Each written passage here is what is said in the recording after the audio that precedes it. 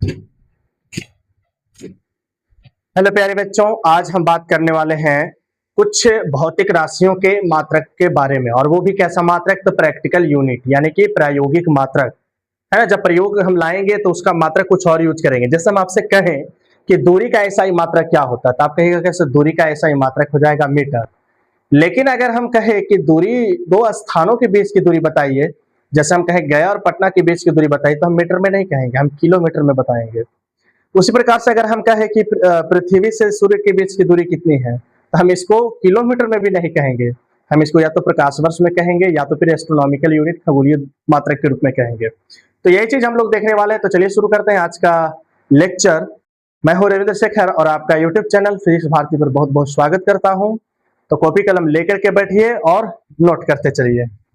आइए तो सबसे पहले हम देख रहे हैं यहाँ पर क्या, दूरी का, है ना। किसका? तो दूरी का। तो दूरी का सबसे पहला जो प्रायोगिक मात्रक है वो क्या है?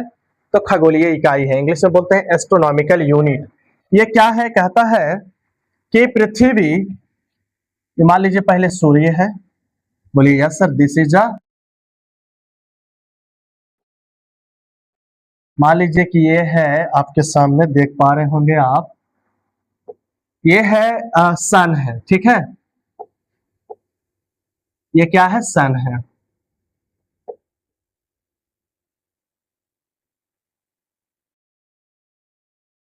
और ये है, चलिए, ये हो गया अर्थ। तो कहा जा रहा है कि ये इसके सेंटर, सूर्य का सेंटर, सन का सेंटर, है ना। किसका सेंटर? तो सन का सेंटर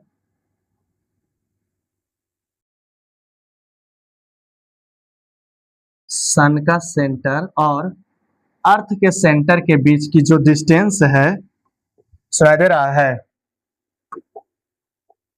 यहां से लेकर के कहां तक? यहां तक।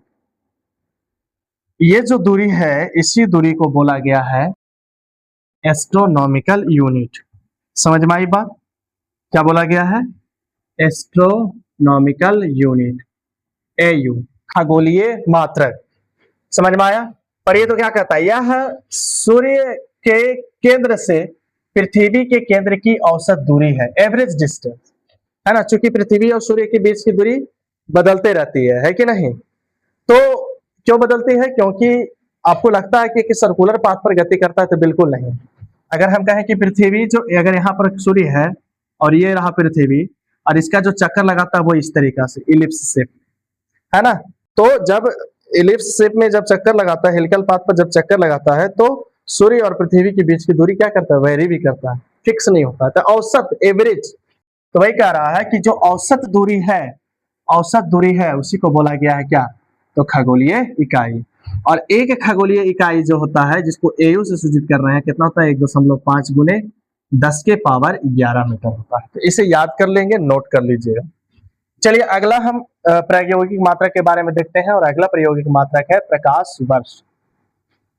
ये प्रकाश वर्ष क्या है सर? प्रकाश वर्ष है क्या? तो कहता है, सुनिएगा ध्यान से, कहता है कि प्रकाश, ये हो गया मान लीजिए प्रकाश किरण, ठीक है। ये क्या हो गया? प्रकाश किरण,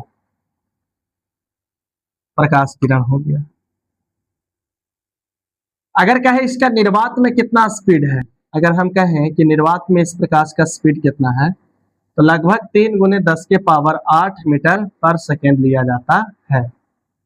तो कहे कि प्रकाश निर्वात में किस चाल से चलती है, तो आप कहिएगा सर 3 गुने 10 के पावर 8 मीटर प्रति सेकेंड, बहुत ज्यादा स्पीड है, आप इसको कम नहीं आंकेंगे।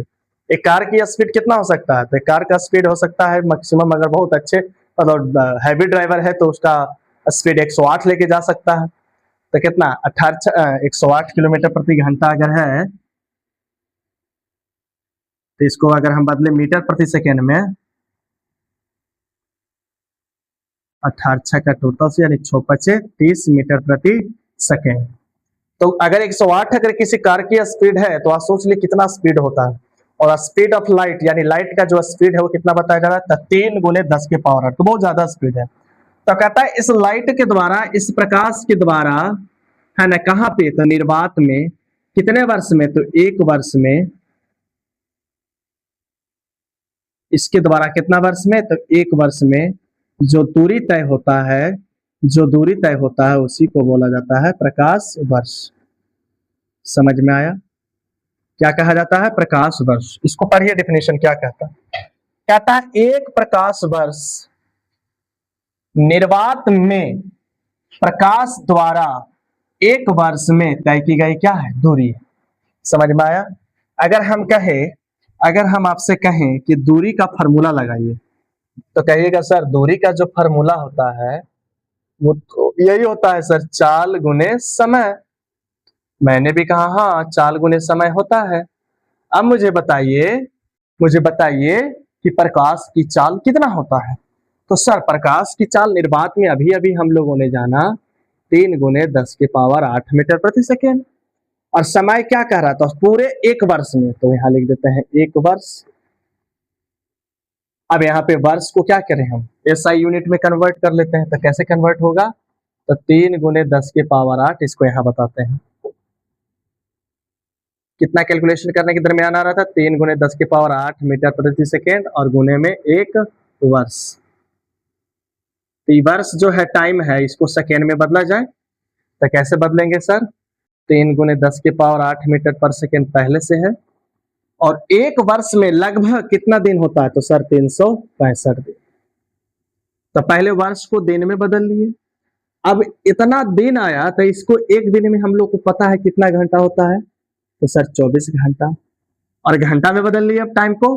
अब घंटा से क्या करो, तो मिनट में बदलो। तो 1 घंटा में कितने मिनट, तो 60 मिनट। अब मिनट से किस में बदलो, तो 60 सेकेंड से गुना कर दिए, ये सेकेंड में कन्वर्ट, सेकेंड से सेकेंड मर जाएगा। अब इसको जब कैलकुलेशन करोगे, जब ओवरऑल कैलकुलेशन करोगे, तो इसका जो मान आएगा वो कितना आएगा, यहाँ पर आइए, इसका जो मान आएगा वो इतना आएगा एवरेज कैलकुलेट करने के बाद 9.46 गुने 10⁻15 मीटर।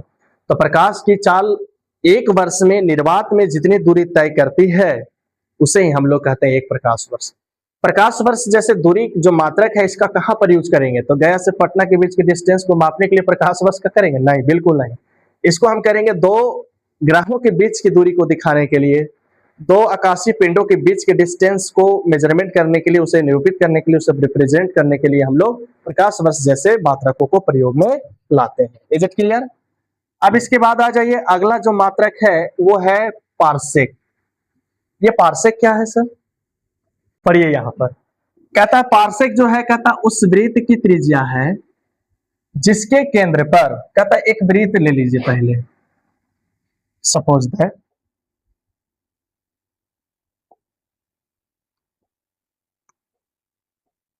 हमने क्या ले लिया, तो वृत्त ले लिया। ओके सर, ठीक।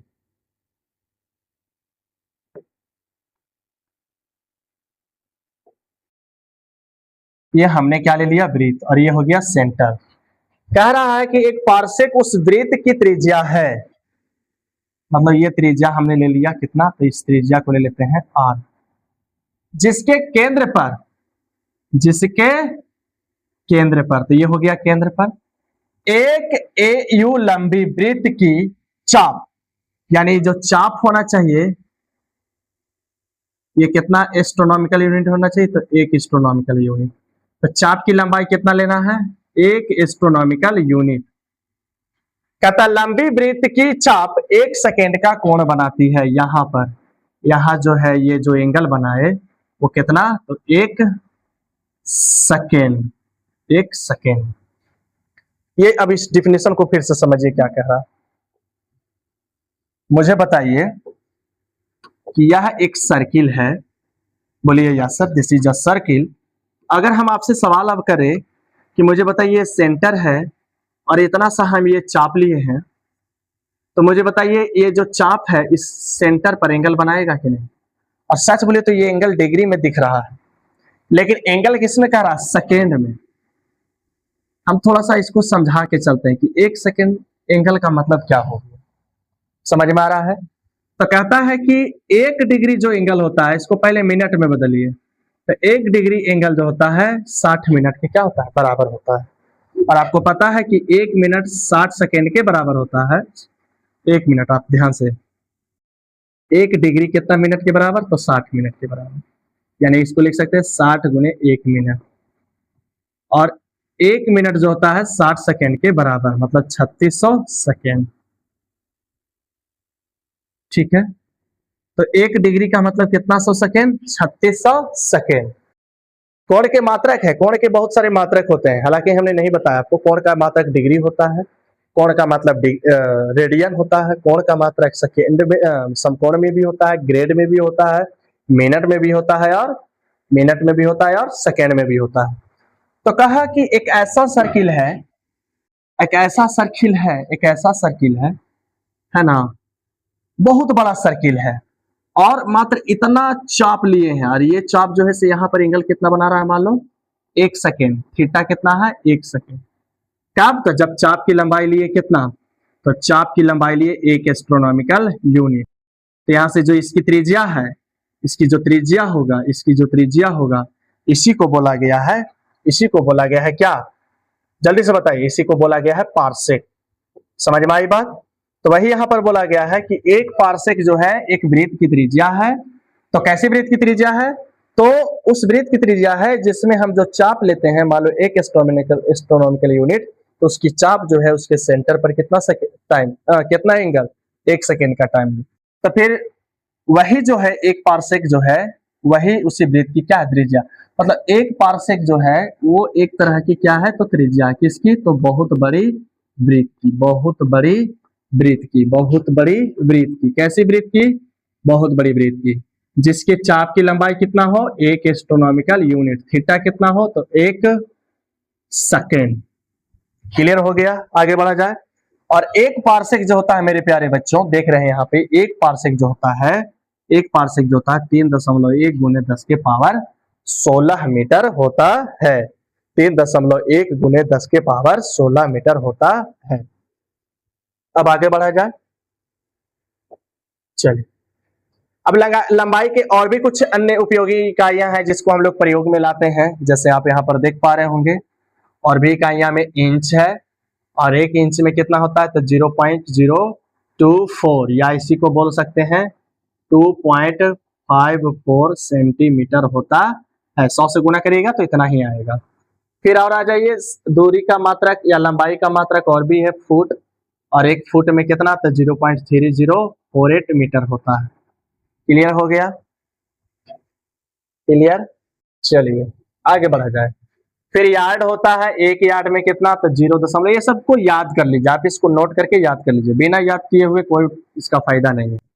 हालांकि बहुत कम जगह पे ये पूछा जाता है, मान चलिए कि आप कंपटीशन का परीक्षा दे रहे हैं, या आप पॉलिटेक्निक का परीक्षा दे रहे हैं, तो वहां पर इस प्रकार के डेटा पूछे जाते हैं। ठीक है, 1 माइल बराबर कितना, तो 1.609 गुने 10 के पावर 3 मीटर, या इसको हम लोग बोल सकते हैं 1.609 क्या, तो किलोमीटर। 1 माइल में इतना किलोमीटर होता है। फिर 1 nautical mile, 1 nautical mile, 1 nautical mile, 1 nautical mile में कितना होता है, तो 1.852, इसको लिख सकते हैं 1.852 10 की पावर 3 का मतलब किलो और मीटर है। फिर कुछ छोटे छोटे दूरी का भी जरूरत पड़ता है, कुछ छोटे लंबाई का, छोटे मेजरमेंट की जरूरत पड़ती है। तो यहाँ पर देख पा रहे होंगे माइक्रोन है। क्या है, माइक्रोन। 1 माइक्रोन को हम लोग 1 माइक्रोमीटर कहते हैं, और माइक्रो का मतलब होता है 10 के पावर -6। तो 1 माइक्रोन मीटर बराबर 10 के पावर -6 मीटर। फिर उसके बाद आ जाइए नैनोमीटर। कुछ तरंग दैर्घ्य होते हैं उसको मेजरमेंट करने के लिए, है ना। नैनोमीटर बहुत छोटा डिस्टेंस है, तो 1 नैनोमीटर को सिंबॉलिक अक्षर ऐसे लिख दिए हैं, और नैनो का मतलब होता है 10 के पावर -9। तो 1 नैनोमीटर में 10 के पावर -9। फिर एंगस्ट्रम, तरंग दैर्घ्य के मेजरमेंट। तरंग दैर्घ्य जो होता है उसकी लेंथ को मापने के लिए एंगस्ट्रम यूनिट को प्रयोग लाते हैं, इसको सिंबल में ऐसे, और इसका मान जो होता है 10 के पावर -10। फिर फर्मी है, इसको पूरा नाम, एक और नाम है फेम्टोमीटर भी, और 1 फेम्टोमीटर बराबर आप यहाँ पर देख रहे हैं 1 फेम्टो का मतलब 1 फेम्टो का मतलब 10 के पावर -15 होता है। तो ये सब डेटा को क्या करोगे, एक बार लिख लोगे और याद कर लोगे। तो आगे बढ़ा जाए, चलिए। अब उसके बाद आ जाते हैं यहाँ पे क्षेत्रफल। क्षेत्रफल के बारे में, क्षेत्रफल का कुछ प्रैक्टिकल यूनिट देखा जाए। सबसे पहले आ जाइए बर्न। बर्न क्या है? तो यह भौतिकी में क्षेत्रफल की एक बहुत छोटी इकाई है, बहुत छोटी इकाई या smallest unit of the area, है ना। इस कहाँ पर यूज किया जाता है? तो कहता नाभिकीय भौतिकी में, पढ़िएगा आगे तो पता चलेगा। नाभिक के प्रभावी अनुप्रस्थ क्षेत्रफल को मेजरमेंट करने के लिए बर्न जैसे यूनिट की जरूरत पड़ती है, और एक बर्न बराबर 10 के पावर माइनस 28 मीटर स्क्वायर, बहुत कम, 0.000000028 तक जाइए, उतना मीटर स्क्वायर के बराबर आता है। फिर क्या है? एकड़। क्षेत्रफल का कौन सा मात्रक? तो एकड़। एकड़ नाम सुने होंगे आप। एक एकड़ में कितना मीटर स्क्वायर होता है? तो 4047 मीटर स्क्वायर होता है। एक एकड़ में कितना? तो 4047 मीटर स्क्वायर। तो चलिए यहाँ पे अब आ जाइए, आगे है हेक्टेयर। तो एक हेक्टेयर का मतलब कितना? 10 पे पावर 104 लिखा गया है, यहाँ पे थोड़ा सा कट करके यहाँ कर लीजिए, 10 पे पावर 4 मीटर स्क्वायर। मतलब कहता एक हेक्टेयर जो जमीन होता है, एक हेक्टेयर जो एरिया होता है, एक हेक्टेयर जो एरिया होता है वो 10,000 मीटर स्क्वायर के बराबर होता है। मतलब 100 मीटर ऐसे और 100 मीटर ऐसे। क्लियर हो गया? आगे बढ़ा जाए मेरे प्यारे बच्चों, जल्दी से बताओ, जल्दी से बताओ। तो 10 पे पावर 4 हो गया, आगे बढ़िए। फिर अब आ जाइए द्रव्यमान, है ना। मास का कुछ यूनिट देख लिया जाए। हर बार जरूरी नहीं कि किलोग्राम या ग्राम ही यूज किया जाए। कई बार क्या होता है कि द्रव्यमान का जो प्रैक्टिकल यूनिट है वो टन में भी मेजरमेंट किया जाता है। जब ज्यादा अमाउंट में रहता है तो टन में, इसको हम लोग मेट्रिक टन भी कहते हैं। और एक टन का मतलब होता है कितना? तो 1000 केजी, है ना। कितना केजी? तो 1000 केजी। समझ में आ रहा है? फिर होता है एक क्विंटल, होता है क्विंटल, है ना। एक क्विंटल में कितना? तो 100 केजी। इसको हम लोग लिख सकते हैं 10 के पावर 2 केजी भी लिख सकते हैं, ठीक है। और इसको यहाँ पर लिखना चाहे तो आप 10 पे पावर 3 केजी भी लिख सकते हैं। फिर अगर आ जाइए अब क्या? एलबी। एलबी मतलब पाउंड का सिंबल एलबी में, ठीक है। तो एक पाउंड में कितना केजी? तो 0.4536 केजी। क्लियर हो गया? कितना? तो 0.4536 केजी। फिर आ जाइए आप Chandrashekhar unit. Chandrashekhar limit, unit नहीं लिमिट, चंद्रशेखर लिमिट। एक चंद्रशेखर लिमिट बराबर कितना होता है? तो कहता है 2 गुने सूर्य का व्यास, सूर्य का द्रव्यमान, सूर्य का द्रव्यमान। तो सूर्य का जो द्रव्यमान होता है 1.4 गुने 10 के पावर 30 केजी होता है। इतना मतलब अप्रॉक्स ऐसा कैलकुलेट किया गया, 2 गुने। तो कैलकुलेट करोगे तो कितना आएगा आंसर मेरे प्यारे बच्चे? जल्दी से बताओ तो लगभग 2.8 गुने 10 के पावर 30 केजी। क्लियर हो गया? फिर और आ जाइए कुछ छोटे मात्रकों को भी देख लिया जाए। द्रव्यमान के छोटे मात्रक AMU, है ना। केमिस्ट्री में परमाणु के द्रव्यमान को दर्शाने के लिए परमाणु के द्रव्यमान को यूनिट के रूप में जो इस्तेमाल किया जाता है AMU, atomic mass unit, atomic mass unit. और एक एटॉमिक मास यूनिट बराबर होता है 1.66 गुने 10 के पावर माइनस 27, या इसको 1.6 भी ऐसे करके लिख सकते हैं, ठीक है। तो एक AMU के बराबर इतना होता है, कितना? तो 1.6 गुने 10 के पावर माइनस 27 केजी। फिर इसके बाद आ जाइए कैरेट। एक कैरेट ऐसे लिखा जाता है, तो ये कैरेट की बात नहीं हुई। ये कैरेट जो होता है अलग होता है, ये सोना की शुद्धता को मापने के लिए इसका यूज किया जाता है, ठीक है, कैरेट जैसे शब्द का। और ये कैरेट अलग है ना। तो एक कैरेट में कितना मिलीग्राम? तो 200 मिलीग्राम। जैसे हीरा, इसका यूज कहाँ पर किया जाता है? तो कुछ रत्न, जो कीमती रत्न होते हैं, उसके द्रव्यमान को दिखाने के लिए, उसके द्रव्यमान को मेजरमेंट करने के लिए किस यूनिट का प्रयोग किया जाता है? तो कैरेट का। जैसे कहा जाता है कि 5 कैरेट जो डायमंड होता है वो लगभग का 1 ग्राम के बराबर होता है। कितना ग्राम के? तो 1 कैरेट डायमंड कितना? तो 1/5 ग्राम।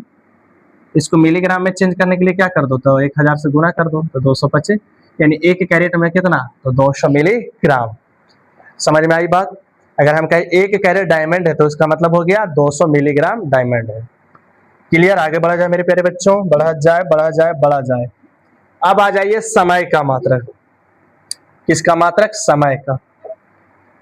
तो समय का सबसे पहला मात्रक यहाँ देख लीजिए क्या है, सौर वर्ष, प्रैक्टिकल यूनिट, या इसी को बोल सकते हैं एक साल, एक वर्ष बोल सकते हैं इसी को। इसका मतलब क्या होता है, कहता है पृथ्वी द्वारा सूर्य के चारों ओर, पृथ्वी सूर्य का चक्कर लगाता है, ये पृथ्वी और ये सूर्य है, तो इसके चारों तरफ चक्कर लगाने में, एक चक्कर लगाने में जो टाइम लग रहा है उसी को बोला गया है सौर वर्ष। और एक सौर वर्ष बराबर 365 दिन, ये 0.25 देख रहे हैं, ये 6 घंटा है और कुछ नहीं है, 6 घंटा है। तो 365 डेज, 365 डेज 6 घंटे, इसी को यहाँ पर बोला गया है क्या, 365.25 डेज। फिर आ जाइए शताब्दी, शताब्दी मतलब कितना साल, तो 100 साल।